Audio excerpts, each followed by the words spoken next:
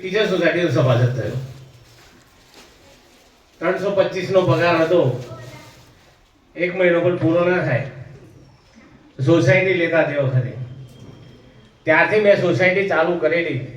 અત્યારે 2 વ્હીલર ને પણ 4 વ્હીલર પર આવી ગયા. બધું આપણી સોસાયટીના સહારે જ આપણે આગળ આવ્યા છીએ. ગમે તેવું કામ કરવું હોય તો પણ આપણી સોસાયટી, રાત્રે તમે ફોન કરો કે સાહેબ મારે કાલે આ કામ છે, તો આપણી સોસાયટીના સાહેબો આપણને તરત જ થઈ જશે. આટલી ઇમરજન્સી આપણું કામ કરનાર આપણી સોસાયટી છે.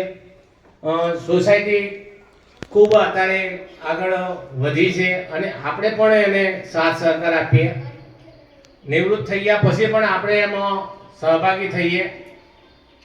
આપણે આજુબાજુ આપણે શિક્ષકો બીજા જિલ્લામાંથી આપણા જિલ્લામાં આવ્યા છે અને અહીં આવ્યા પછી આપણી સોસાયટીના સભાસદ નથી થતા. તો એવા શિક્ષકોને પણ આપણે સમજાવીએ ને આપણી સોસાયટીના સભાસદો થાય. જેટલા સભાસદો વધશે એટલી આપણી સોસાયટી ઉત્તરોત્તર પ્રગતિ કરશે.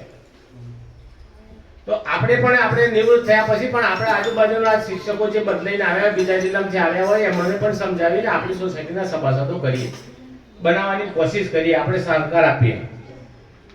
ટીચર સોસાયટીના મને બોલાવી મારું સન્માન કર્યું એ બદલ પણ સોસાયટીનો ખૂબ ખૂબ આભાર.